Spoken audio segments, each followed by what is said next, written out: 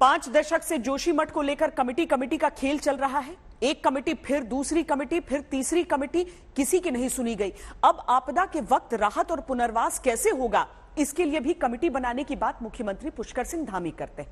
लेकिन मुख्यमंत्री के सचिव और उत्तराखंड से आने वाले केंद्रीय मंत्री जिस कमेटी की रिपोर्ट पर कान नहीं देते, आज उसका सच भी एक कमेटी नहीं खोला है।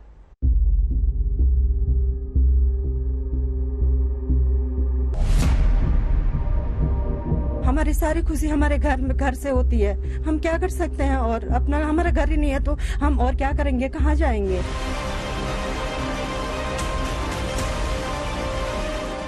बच्चे से लेके, अपने परिवार से लेके, अपने रिश्तेदार से लेके सभी हमारे इधर पड़ोस में सारों की मकानों पे दरारें पड़ी, हमारे मकानों पे दरारें।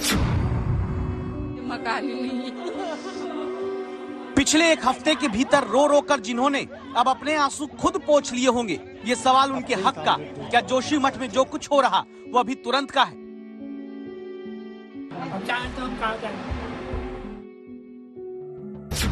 तीन बड़े जिम्मेदार लोग तीनों उत्तराखंड से आते हैं। पहले पुष्कर धामी मुख्यमंत्री उत्तराखंड के, दूसरे हैं आर मीनाक्षी सुंदरम मुख्यमंत्री के सचिव हैं, तीसरे हैं अजय भट्ट रक्षा राज्य मंत्री हैं और उत्तराखंड से ही बीजेपी सांसद। इन तीन लोगों से आज तक ने एक ही सवाल पूछा है। सवाल सीधा सा, 1976 की महेश चंद्र मिश्रा कमेटी की रिपोर्ट में जोशीमठ को लेकर जताए गए अंदेशे के बावजूद क्यों नहीं ध्यान दिया गया?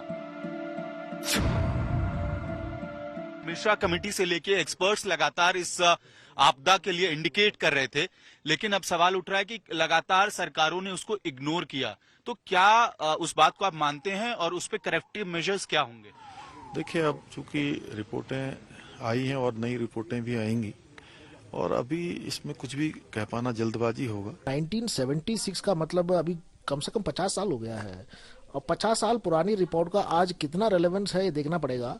और आज विभिन्न एजेंसीज जो जांच कर रहे हैं उनकी रिपोर्ट का हम लोग इंतजार करेंगे। 1976 की जो मिश्रा कमेटी रिपोर्ट है उसमें भी कहा गया है कि डेवलपमेंट प्रोजेक्ट्स नहीं आने चाहिए, तो उस पे आपकी क्या राय है?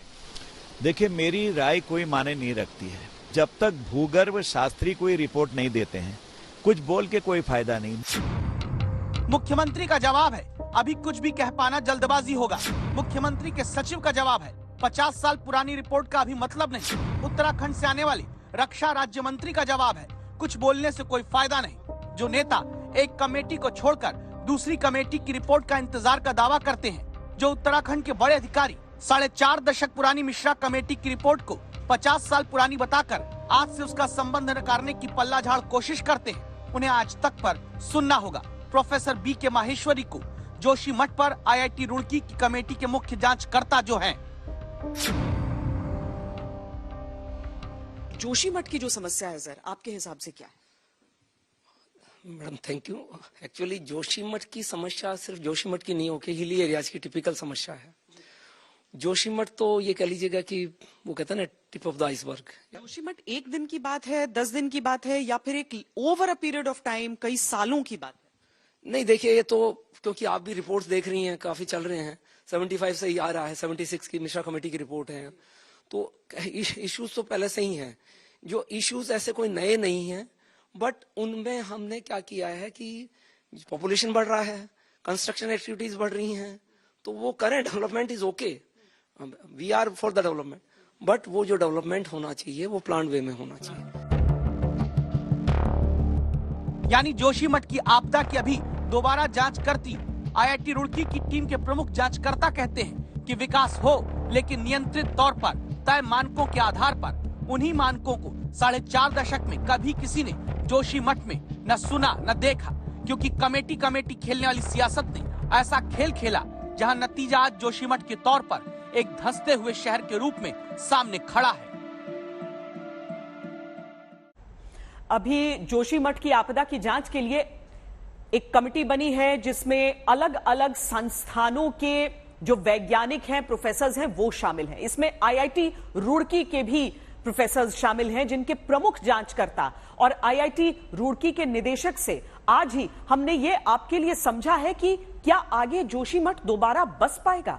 हम लोग क्या करते हैं, ऊपर के स्ट्रक्चर बना लेते हैं, बिल्डिंग्स बना लेते हैं, अगर सोइल की ध्यान नहीं देंगे, फाउंडेशन डिजाइन करने के लिए सोइल की प्रॉपर्टीज को आपको एक्नोलेज करना पड़ेगा। Geotechnical engineering is very developed, और अगर सोइल की प्रॉपर्टीज स्ट्रक्चर डिजाइन मुझे कॉलम या बीम की डिजाइन करनी है मेरे को, तो मुझे सोइल की प्रॉपर्टीज के बिना काम चल जाएगा। अगर मेरे को फाउंडेशन डिजाइन करनी है तो मुझे ये जानना होगा कि वहां की मिट्टी किस तरह की है, उसके बिना। और मिट्टी में दो तरह के ब्रॉडली होते हैं, एक सैंड होता है, क्ले होता है, उनकी प्रॉपर्टीज में रात दिन का डिफरेंस होता है। तो हमें ये जरूरी है कि पहले वहां मिट्टी, जैसे हम कहते हैं इन जनरल टर्म में जियोटेक्निकल इन्वेस्टिगेशन, या मान लो अभी जैसे जोशीमठ में भी हुआ तो बड़ी बिल्डिंग्स का हमने पूछा इन्होंने कि जियोटेक्निकल स्टडी हुआ है क्या। ये कब से आ रही है ये समस्या? ये क्योंकि हमने लोकल आदमी लोगों से बात की तो उन्होंने कहा 2 जनवरी की नाइट में, हालांकि दिसंबर से चालू हुआ था, 2 जनवरी की नाइट में उनको ये लगा कि कुछ साउंड सुनाई दिया। अब मैंने जब विजिट किया, मकानों का विजिट किया, ये किया, तो मुझे जो डैमेज देख के लगा वहां पे, यहाँ कोई अर्थक्वेक आ गया क्या। इट इज, अगर किसी को ये नहीं बताया कि यहाँ सब्सिडेंस है वगैरह है, कोई अर्थक्वेक का एक्सपर्ट हो गया तो या तो अर्थक्वेक का डैमेज हुआ है यहाँ पे। तो मुझे तो लगा जैसे कोई अर्थक्वेक में क्रैक्स आते हैं उस तरह के हो रहे हैं, बट अर्थक्वेक का तो कोई अभी शेकिंग का डेटा है नहीं। हम लोगों ने भी और जगह से इंक्वायरी किया कि मेजर अर्थक्वेक कोई शेक हुआ, वो तो रिकॉर्ड होता है। क्या कंस्ट्रक्शन के लिए कुछ हल्के मटेरियल्स का इस्तेमाल हो सकता है? हाँ, वो भी हो सकता है। तो क्योंकि हल्के मटेरियल का अगर आप यूज करते हैं तो उसकी मतलब लोड कम आएगा, वो आल्सो पॉसिबल। लेकिन कई बार जैसे मटेरियल्स क्या हो सकते हैं? हल्के मटेरियल्स जैसे अभी जापान में तो वुडन से रिलेटेड हैं, फ्री फैब्स आ रहे हैं आजकल, फैब्रिकेटेड मटेरियल्स वगैरह हैं। So there are many materials are available. Joshimath से लोग बहुत आंसुओं में निकले हैं, तो क्या ये पॉसिबल है कि उन इलाकों में वो लौट पाए? क्या विज्ञान हमारा और हमारा टेक्निकल कॉम्पिटेंस देश का इस समय इतना है कि जोशीमठ में जो कुछ हुआ है वो वापस पलटे और लोग अपने घरों की ओर, चाहे वो एक नवनिर्मित घर हो, वहां लौट पाए? मैडम, ये तो $1 मिलियन क्वेश्चन हो गया। क्योंकि देखिए, मैंने कहा ना कि स्लोप अगर अनस्टेबल हो गया है, लैंडस्लाइड हो रहा है, फिर तो मतलब उसको हमको उस साइड को या तो स्ट्रेंथनिंग करें, वो तो बहुत कॉस्टली अफेयर है, कहने का मीनिंग है। तो हमें ये देखना है कि जो ग्राउंड सब्सिडेंस हो रहा है वो ग्राउंड सब्सिडेंस तक ही रुकता है, वो या लैंडस्लाइड या जिसको स्लोप अनस्टेबल में कन्वर्ट हो जाता है। तो हम प्रे करें कि वो ग्राउंड सब्सिडेंस के बाद सेटल हो जाए, उसके बाद में लैंडस्लाइड नहीं हो। अगर लैंडस्लाइड हो गए हैं तो वो मकान कोलैप्स हो जाएंगे, मुश्किल हो जाएगा उस केस में। उस केस में तो फिर पहले तो स्लोप को स्टेबल करिए, उसके बाद फिर मकानों की बात करिए, कंस्ट्रक्शन की बात हो जाए। क्या कोई समाधान है? एक्चुअली समाधान इसीलिए रिसर्च जरूरी है। तो जहां तक है, क्योंकि जब भी कोई चीज, एक बिल्डिंग होती है, जब वो टूट रही होती है तो उसके आप आगे पीछे अगर कुछ आप उसको सपोर्ट दें तो चांसेस होते हैं कि समाधान निकलता है। इसमें भी अगर अंदर से पानी, सीपेज पानी जो निकल रहा है उसका स्रोत क्या है, उस एरिया को अगर आइडेंटिफाई कर लिया जाए तो ये डैमेज जोन है उसको रेस्ट्रिक्ट कर सकते हैं ताकि ये आगे नहीं बढ़े। तो कई बार आपने देखा है कि रिपेयरिंग एक बहुत बड़ा सॉल्यूशन होता है। तो अगर मुझे लगता है कि सॉल्यूशन जरूर होगा।